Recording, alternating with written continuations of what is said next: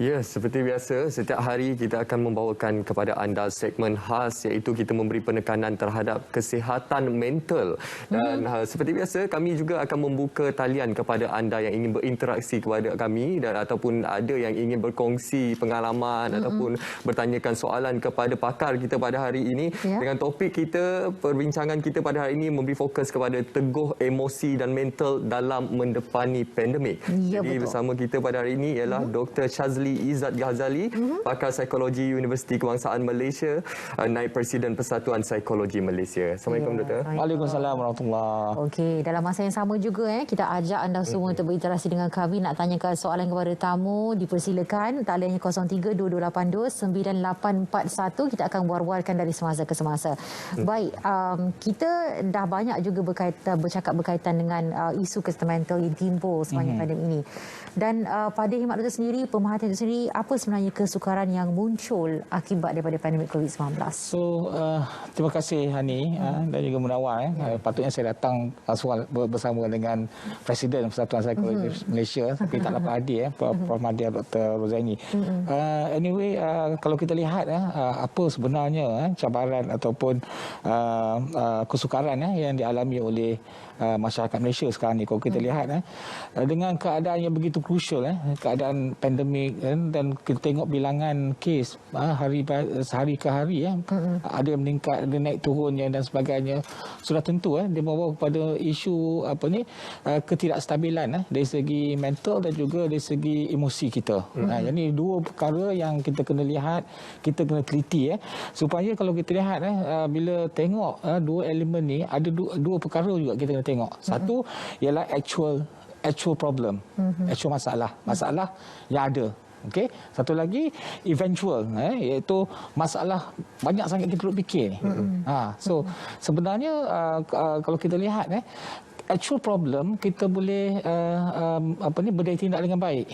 Contohnya, let's say kalau kita diberhentikan kerja, so kita akan buat penilaian tertentu dan juga akan bertindak berdasarkan kepada action, bertindak.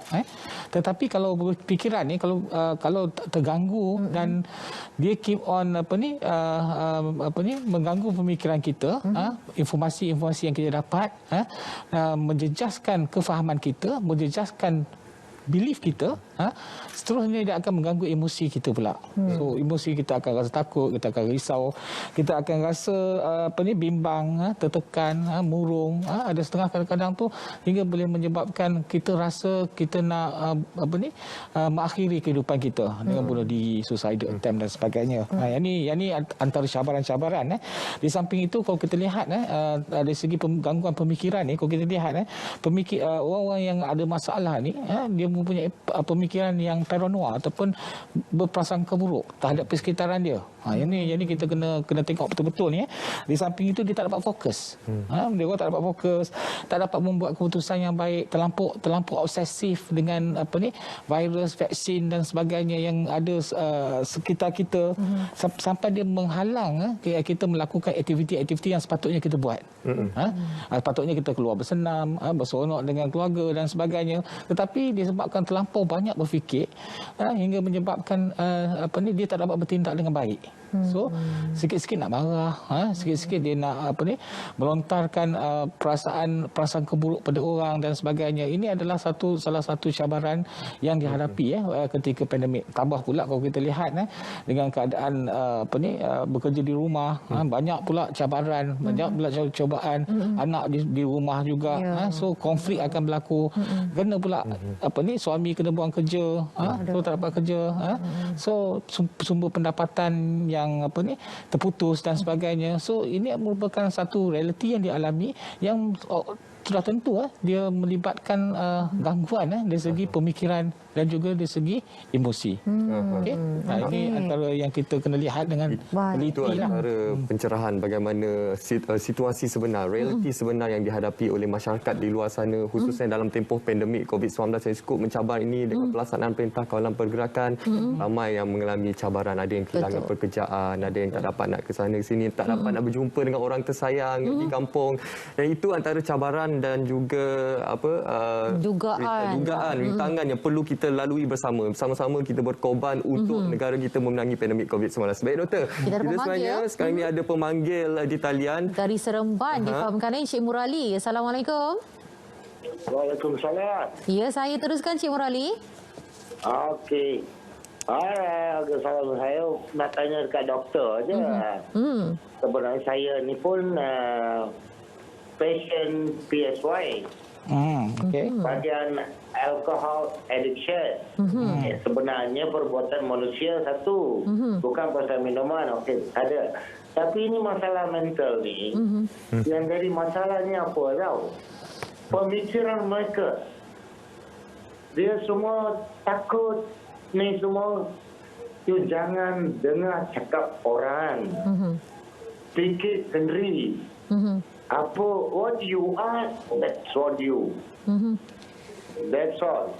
Tapi orang boleh cerita macam-macam.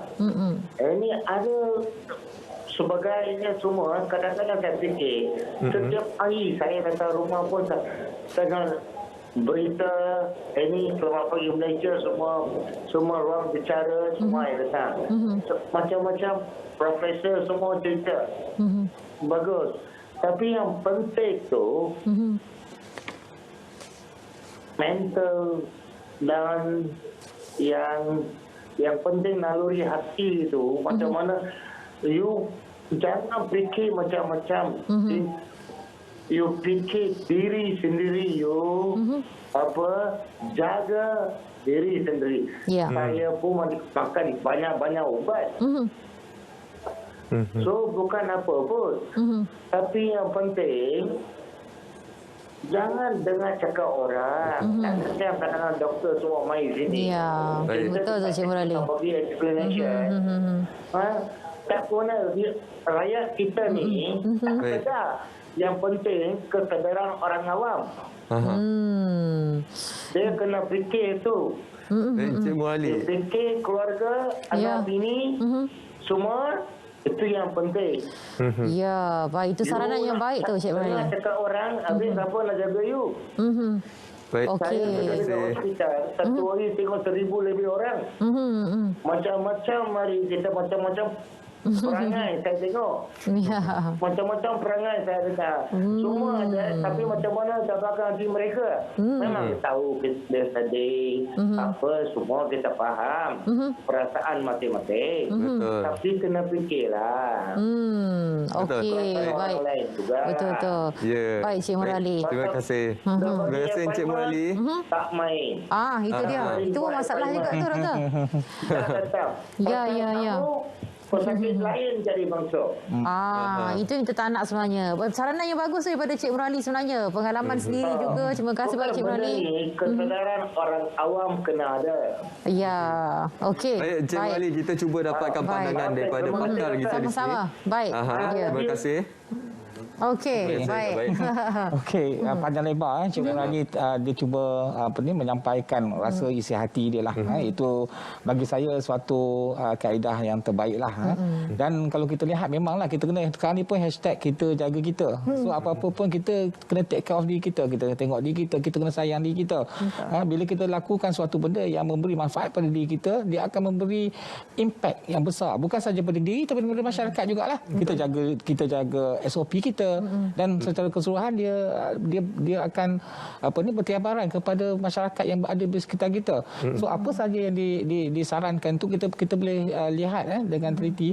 Dan alkohol addiction ni pun salah satu sebabnya adalah disebabkan oleh pengalaman-pengalaman yang lampau sehingga menyebabkan berlakunya ketagihan dan sebagainya. Dan ada juga isu-isu selain daripada ketagihan kita lihat isu-isu yang berkaitan dengan kemurungan, isu-isu berkaitan dengan anxiety, depression dan sebagainya. Even sampai satu masa dia akan menyebabkan berlakunya psikotik ataupun masalah yang lebih berat lagi, delusion, hallucination, ada skizofrenia. So ini adalah impak kesan apabila kita tidak menjaga tahap kesihatan mental kita. So tanggungjawab kita memang adalah untuk menjaga menjaga diri kita, untuk menjaga pemikiran kita, untuk menjaga fizikal kita. So kesihatan mental ni dia ada bukan saja kesihatan fizikal, kita demam, batuk, makan Panadol dan sebagainya, tetapi kesihatan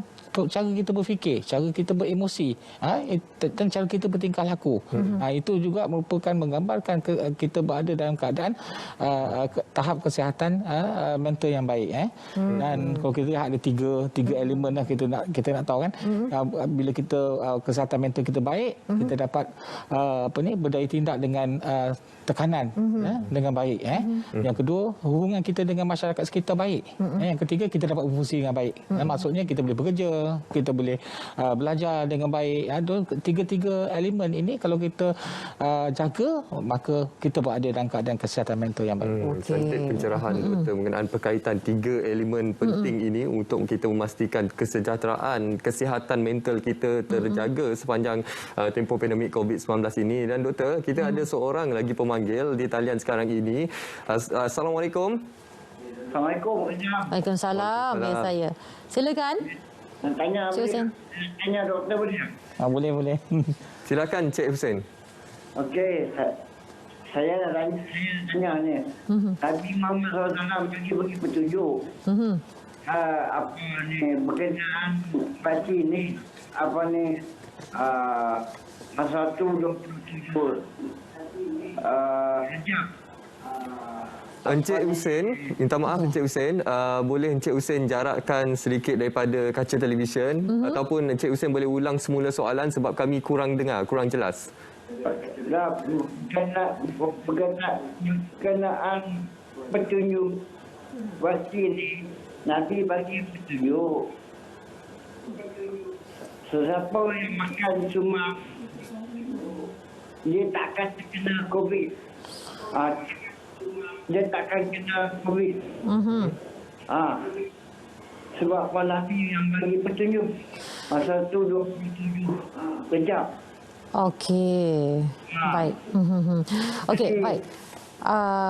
Okey, baik juga Cik Hussein. Cik Hussein tadi menyarankan, kata bila Nabi ada menunjuk kalau kita makan kurma, kita takkan dapat penyakit macam tu. Jadi mungkin apa yang cuba disampaikan adalah perkongsian Cik Hussein daripada apa yang dia tahu, bacaan-bacaan yang dia tahu.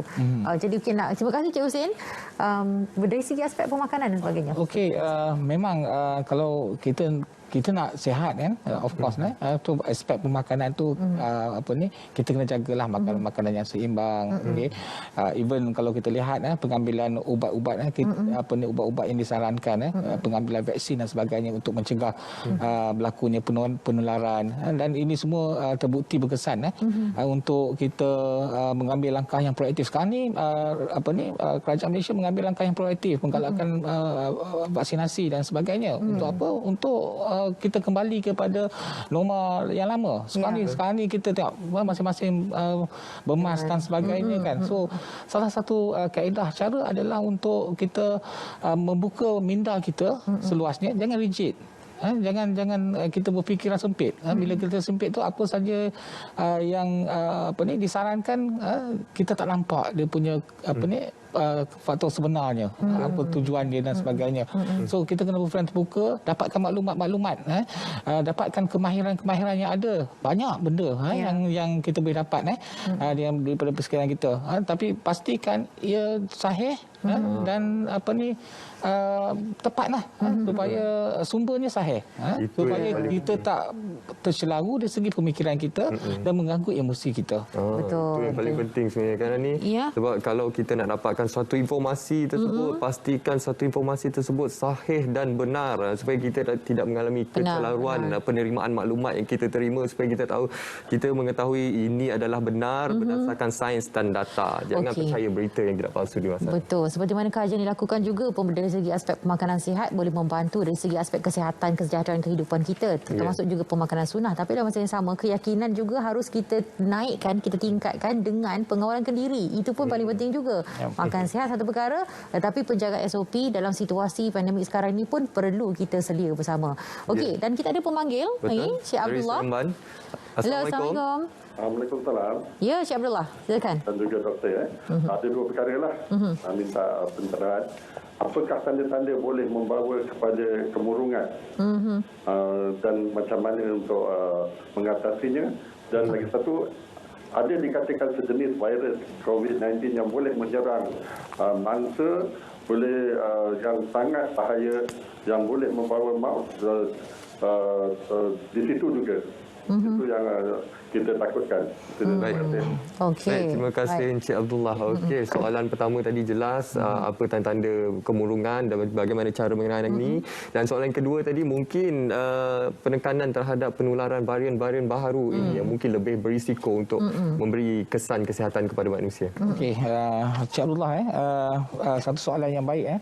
So untuk tanda-tanda orang yang mengalami kemurungan, dia hilang selera makan. Dia tak gangguan tidur je terganggu. Tidur je terganggu. Setiap malam dia tak boleh tidur, dia ada insomnia dan sebagainya. Lagi dia rasa hilang keseronokan untuk hidup. So ini yang kita takut ni. Bila dia hilang rasa seronok untuk hidup, apa at the end stage dia adalah dia berfikir untuk mati. Maksudnya suicidal. Dia fikir untuk ni adalah tanda-tanda yang kalau kita lihat tanda-tanda seseorang itu mengalami kemurungan. So bagaimana nak bantunya? So salah satu cara adalah dapatkan khidmat nasihat daripada pakar-pakar. Ini penting. Orang selalunya diri sendiri ni dia tak boleh buat self assessment, tapi orang yang ada di sekitar dia boleh tahu dia tak dapat mengurus dengan baik, mengurus diri dengan baik, tak dapat bertingkah laku sebagaimana orang lain dan sebagainya, duduk rumah berkurung diri, isolate diri dia. So bila ada perubahan, tengok perubahan dari segi personality-nya, berlaku perubahan yang mendadak daripada sebelum ni ceria kepada muram. Ataupun sebelum ni tak selera makan, tiba-tiba hilang selera makan. Ini adalah salah satu tanda-tanda seorang mengalami kemurungan.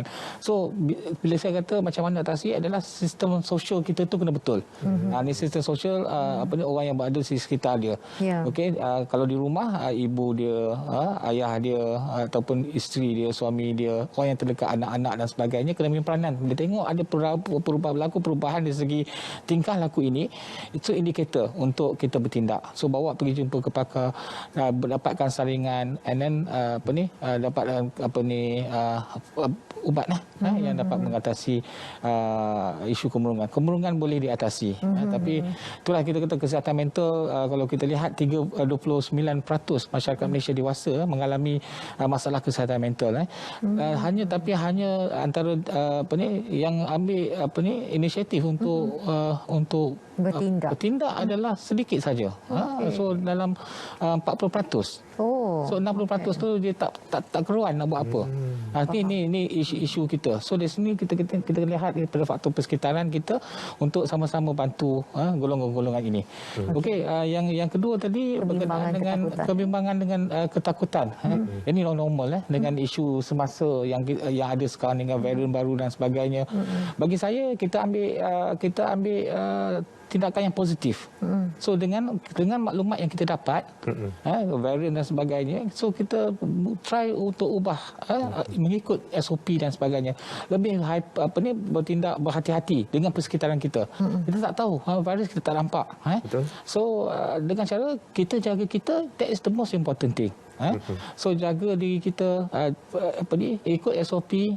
Saya rasa dengan cara itu saja, nak keluar rumah pun keluar bila perlu saja, balik rumah please bersihkan diri, dan secara tak langsung insya-Allah kita akan bebas, dan kalau ada peluang untuk kita ambil vaksin. So this is the only way, cara untuk kita berjuang untuk memutuskan rantaian COVID-19 ni. InsyaAllah. Okey, baik. Kita ada seorang lagi pemanggil, Ismahadi difahamkan. Assalamualaikum. Waalaikumsalam. Nama saya Ismahani. Ismahani.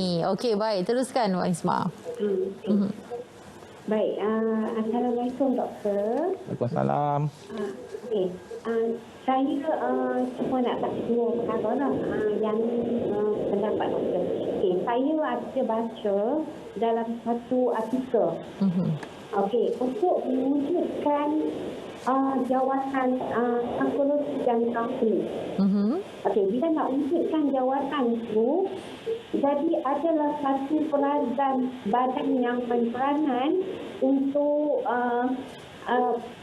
mungkin saya bukan betul berpakat lah, mungkin kerana nak wujudkan betul jawatan itu, jadi kita adakan satu situasi yang boleh menonjolkan pakar-pakar psikologi dan kaunseling dulu.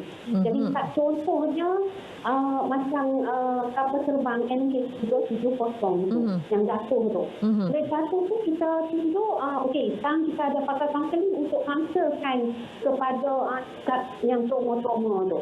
Tadi pendapat doktor, ada ke pandemik ini macam itu juga? Dan yang kedua, di dalam jawatan-jawatan yang ada di dalam kerajaan sekarang dan mungkin di swasta, untuk nak kontrolkan jawatan unit dan kaunseling itu, jadi buat satu benda yang mengganggu pekerja-pekerja yang sedang menjalankan kerja dengan betul, tapi ada satu badan yang akan mengganggu situasi emosi orang lain yang sedang bekerja dengan betul, sama dalam silang, sebab nak letakkan jawatan dalam setiap organisasi tu. Saya pada hari kaunseling tu kita buat bukan macam tu. Tapi saya nak tanya pendapat doktor. Sebenarnya saya tak tanya. Saya tak tahu doktor adalah doktor yang bahagian mana. Tapi bahagian universiti tu saya nak tanya. Adakah itu diwujudkan untuk di negara kita ataupun juga, tapi saya tahu di negara kita lah. Jadi saya baca dalam artikel dia doktor, saya tak mahu sebab memang kita perlukan dan kaunseling, tapi kalau dah terlampau over, macam mana kita nak kawal emosi itu? Baik. Terima kasih Puan. Ya. Terima kasih. Kalau kita lihat isu yang cuba dibangkitkan tadi, saya tak bersetuju lah dengan pandangan yang diberikan. So kepakaran yang ada tu memang kepakaran yang diiktiraf oleh kerajaan, oleh pihak universiti dan sebagainya. So mereka memang ada foundation ataupun asas dalam bidang psikologi, dalam bidang kaunseling, dan mereka berupaya untuk memberi khidmat. So dalam perkembangan era semasa, macam-macam pandemik, macam-macam insiden peristiwa berlaku dalam kehidupan kita. So dengan cara dengan berlakunya suatu benda, of course akan menyebabkan kepakaran ini perlukan untuk memberikan pandangan, pendapat dan juga memberi advice, nasihat untuk kita berdaya tindak dengan baik. So kalau kita lihat Persatuan Psikologi Malaysia sendiri, Persima, so kita satu badan NGO yang wujud sejak 1988 lagi, untuk memberi khidmat ke psikologi, mengumpulkan pakar-pakar, mendaftarkan mereka, dan juga kita memberi ruang untuk mereka berkhidmat secara penuh beretika.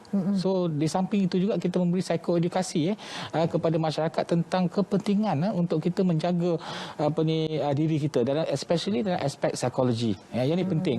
So that's why bila kita lihat peranan kita sebenarnya bukan hanya deal dengan isu-isu yang berkaitan dengan isu semasa, tetapi lebih daripada itu.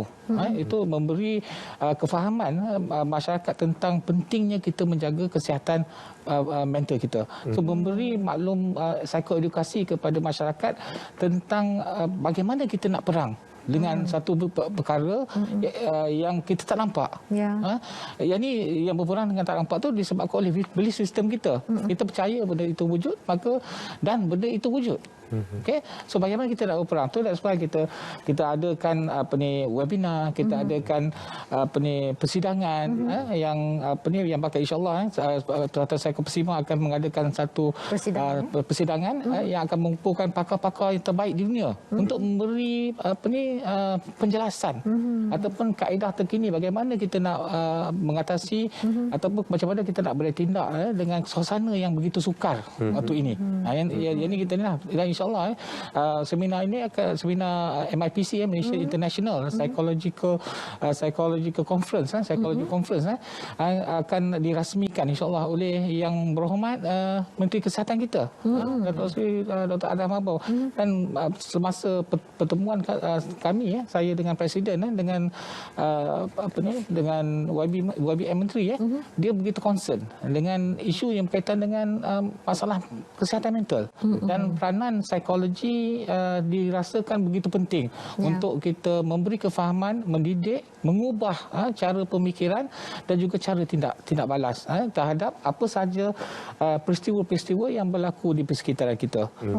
Yang tu bagi saya begitu penting untuk kita lihat perkara ini. Kerana apa? Kita tak nak masyarakat kita berada dalam keadaan kemurungan yang berpanjangan. Kita tak nak mereka sihat fizikal tapi mental mereka sakit.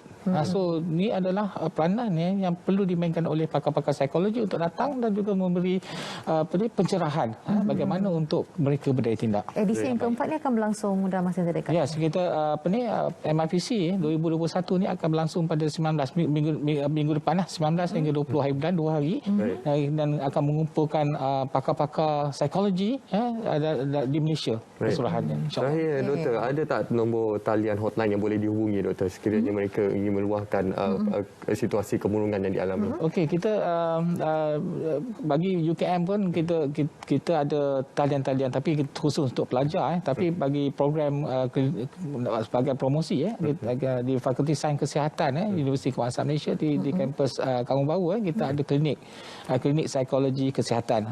Di situ just Google klinik psikologi kesihatan dan cuba dapatkan maklumat bagaimana untuk mendapatkan khidmat nasihat kepakaran daripada pakar-pakar psikologi klinikal, psikologi industri IO, psikologi kesihatan dan juga kaunseling yang berada di Fakulti Sains Kesihatan dan juga Fakulti Sains Sosial dan Kemanusiaan under Saitra.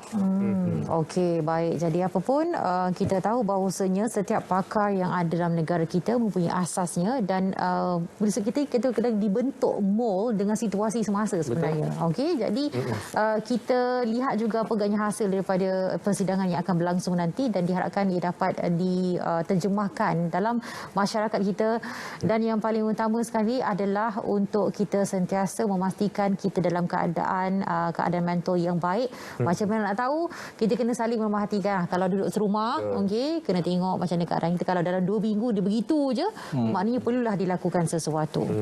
Itu yang sangat penting sekarang ini adalah sistem sokongan sosial, iaitu peranan orang di sekeliling kita sangat penting untuk memastikan kesihatan mental kita bersama. Dan juga kerajaan melalui Kementerian Pembangunan Wanita, Keluarga dan Masyarakat juga turut membuka talian psikososial iaitu talian iKasih 1599 bagi anda yang mengalami masalah keburungan ataupun apa-apa masalah berkaitan mental, anda boleh menghubungi talian psikososial tersebut. Ya, betul. Apapun kami ucapkan terima kasih kepada Dr. Shazli Izzat Ghazali, pakar psikologi Universiti Kebangsaan Malaysia bersama kita pada waktu ini. Banyak dalam pun kita belajar bersama dengan Naib Presiden Persatuan Psikologi Malaysia Persima kita pada pagi ini. Terima kasih sekali lagi, Doktor. Terima kasih. Ya.